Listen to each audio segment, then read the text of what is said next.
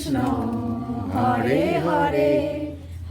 গোপীনাথ জি সে জায়গায় কৃষ্ণ নিজের জায়গা নিজেই করে নিয়েছে। হর মহাদেব নমঃ পার্বতী পতে হর হর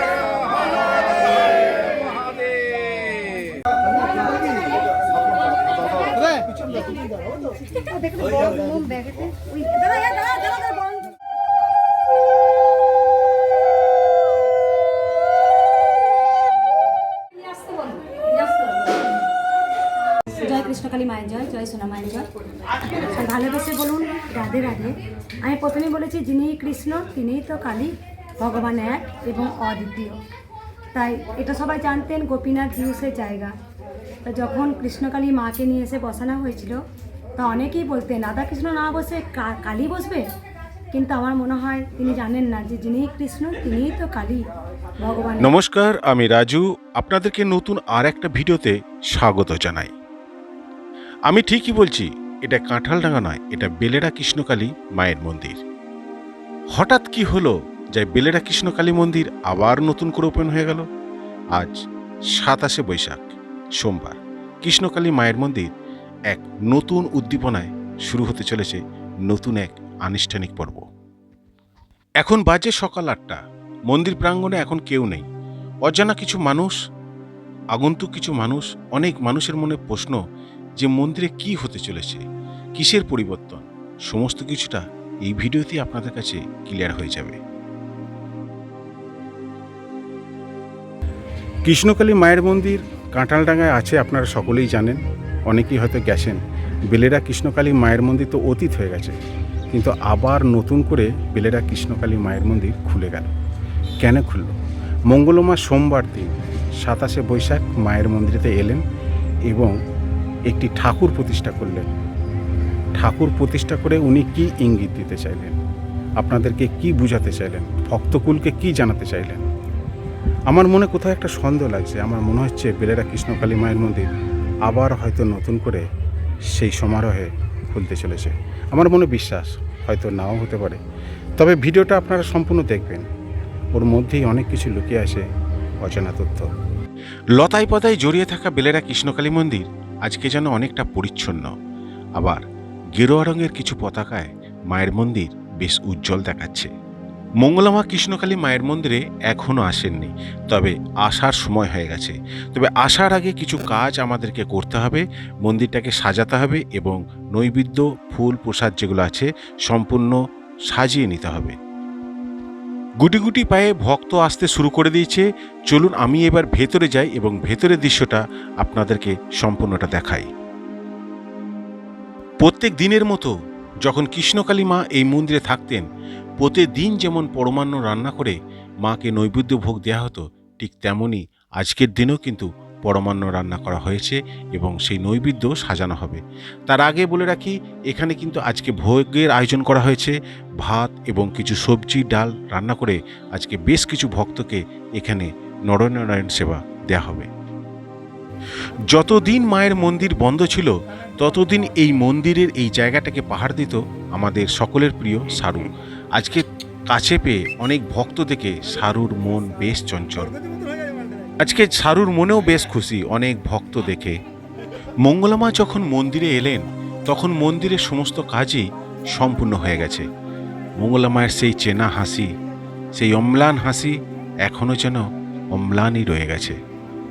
মঙ্গলমা ভক্তদের উদ্দেশ্যে একটা কথাই বললেন যে অনেক দেরি হয়ে গেছে, চলো এবার বিগ্রহ আনতে হবে। তাই মঙ্গলমা খুব দ্রুত সহকারে বেরিয়ে পড়লেন মন্দির থেকে। এবার বিগ্রহ আনার পালা।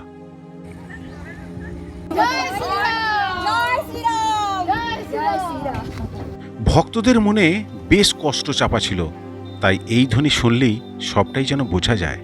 মঙ্গলমা কিছু ভক্তকে সঙ্গে করে নিয়ে বেরিয়ে পড়লেন সেই রাধা গোবিন্দর মূর্তি আনার জন্য। মঙ্গলমায়ের মুখে বারে বারে ফুটে উঠছিল সেই তৃপ্তির ছাপ। আপনাদের কি মনে পড়ে সেই দিনের কথা, যেদিন কৃষ্ণকালী মাকে বেলেরার মন্দির থেকে বিদায় জানানো হয়েছিল? আজকেই ঠিক সেরকমই একটি গাড়ি করে রাধা গোবিন্দকে আনা হলো বেলেরা কৃষ্ণকালী মায়ের মন্দিরে। চলুন সেই বিগ্রহ দর্শন করে নিজেকে ধন্য করি।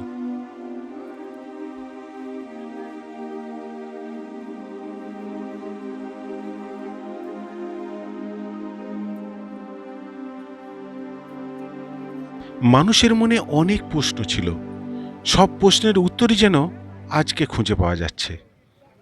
রাস্তাঘাটে অনেক গাড়ি দাঁড়িয়ে গেল, কৌতূহল জাগলো যে আবার কি বেলেরা কৃষ্ণকালী মায়ের মন্দির খুলতে চলেছে। এমনই এক উদ্দীপনার দিনে, এমনই এক জনসমারোহের দিনে প্রত্যেক মানুষের মনের মধ্যে প্রশ্নের উত্তর খোঁজার চেষ্টা করছে।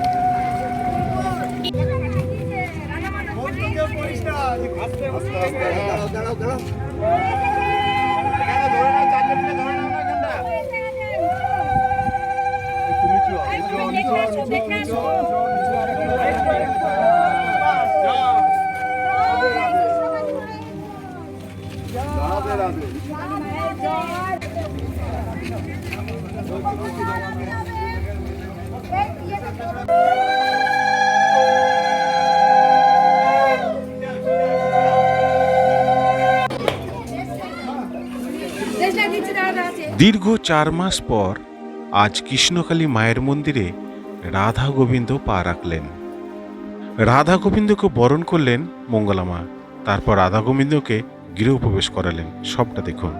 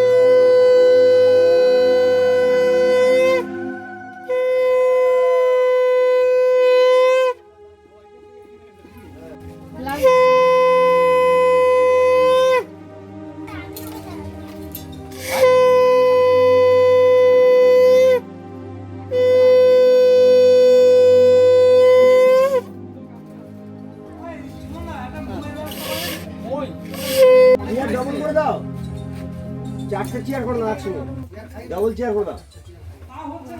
এই যে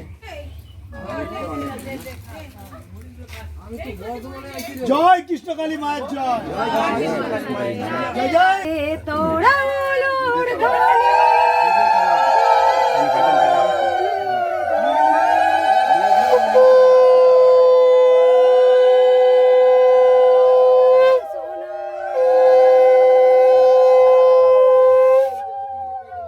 গৌর নিতাইয়ের জয়, প্রেমানন্দের জয়, রাধা কৃষ্ণের জয়, রাধা গোবিন্দর জয়, কৃষ্ণকালী মায়ের জয়। হরে কৃষ্ণ হরে কৃষ্ণ কৃষ্ণ কৃষ্ণ হরে হরে, হরে রাম হরে রাম রাম রাম হরে হরে। একটা কথা বলি, যতদিন আমাদের মহাভারত গীতা রয়েছে, ভগবত গীতা, যতদিন ভগবান শ্রীকৃষ্ণ রয়েছেন ততদিন আমাদের সনাতন ধর্ম থাকবে। মুছে ফেলার ক্ষমতা কারণ নেই। কৃষ্ণ কথার অর্থ হচ্ছে সর্বোচ্চ শক্তি, ভগবান শ্রীকৃষ্ণ কথার অর্থ হচ্ছে সর্বোচ্চ আনন্দ। তাই গোপীনাথ জিউসের জায়গায় রাধা কৃষ্ণ এসেছে, গোপীনাথ জিউসের জায়গায় কৃষ্ণ নিজের জায়গা নিজেই করে নিয়েছে, কৃষ্ণ নিজের জায়গা নিজেই করে নিয়েছে। সবাই মুখে বলুন হরে কৃষ্ণ কৃষ্ণ কৃষ্ণ কৃষ্ণ হরে হরে, হরে রাম রাম রাম হরে হরে, রাধা রাধা রাধে রাধে রাধে রাধে রাধে রাধে গোবিন্দ। হর হর মহাদেব, নমঃ পার্বতী পতে, হর হর মহাদেব।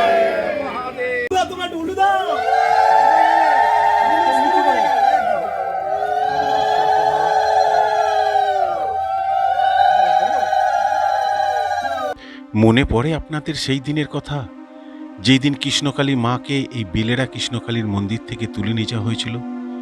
10 জন মিলেও কিন্তু মাকে সেদিন নড়াতে পারেনি। অনেক মানুষের চোখের জলে মাকে বিদায় জানাতে হয়েছিল। তার ছায়া এখনো পর্যন্ত এই মন্দিরের আশেপাশে ঘুরে বেড়ায়। অনেক মানুষই পরিলক্ষিত করেছে আজকে সেই মায়েরই আবির্ভাব এক নতুন রূপে, রাধা মাধব রূপে। কাকতালীয়ভাবে হলেও কিন্তু আজকে এই মায়ের মন্দিরে অর্থাৎ রাধা গোবিন্দর মন্দিরে শয়ে শয়ে মানুষ এসছে শুধু একটিবার দর্শন করার জন্য। মন্দিরে বিগ্রহ যখন এসে গেছে তখন নিত্যদিনের পুজোর ব্যবস্থাও নিশ্চয়ই হবে। তবে এটা থেকে আপনারা কি বুঝতে পারছেন? এবার আমরা পরবর্তী পর্বে চলে যাই। এখন আনা হবে মঙ্গল ঘট। পাশের পুকুর থেকে জলভর্তি ঘোড়া সেই মঙ্গল ঘট রাধা মাধবের মন্দিরের সামনে অর্থাৎ সেই বিগ্রহের সামনে প্রতিষ্ঠা করা হবে। তাই শয়ে শয়ে মানুষ এগিয়ে চলল সেই পুকুর ঘাটের দিকে মঙ্গল ঘট আনার জন্য। এখানে একটা কথা বলে রাখি, আজকের দিনে সকাল থেকে সন্ধ্যা পর্যন্ত যেসব অনুষ্ঠান হয়েছে সবটাই যদি আমি আপনাদেরকে একটা ভিডিওর মাধ্যমে তুলে ধরতাম তাহলে ভিডিওটা অন্তত 1 ঘন্টার হয়ে যেত। তাই আপনাদেরকে আমি যতটা পারবো সম্ভব ছোট করে আপনাদেরকে দেখাবার চেষ্টা করছিলাম। তাই প্রথম পর্বের যতটুকু পারলাম আমি দেখালাম। আর একটা পর্ব আমি নিয়ে আসবো দ্বিতীয় পর্বে, যেখানে মঙ্গল ঘট নিয়ে যাওয়া থেকে মাকে ভোগ দর্শন, আরতি সমস্তটাই আমি সেই পর্বে দেখাবো। আমার চ্যানেলকে সাবস্ক্রাইবার করতে হবে এ কথা আমি আপনাকে বলবো না, কিন্তু কৃষ্ণকালী মাকে যদি ভালোবেসে থাকেন তাহলে আপনার একটা মূল্যবান লাইক এবং মতামত কমেন্ট করে অবশ্যই জানাবেন। দ্বিতীয় পর্বটি দেখার জন্য মাত্র 1টি দিন অপেক্ষা করুন, তারপর আমি দ্বিতীয় পর্বটা অবশ্যই আপনাদের জন্য নিয়ে আসবো। তাহলে আজকের মতো এটুকুই, আবার দেখা হবে নেক্সট কোনো ভিডিওতে। তাহলে চলুন একসঙ্গে বলি, জয় কৃষ্ণকালী মায়ের জয়।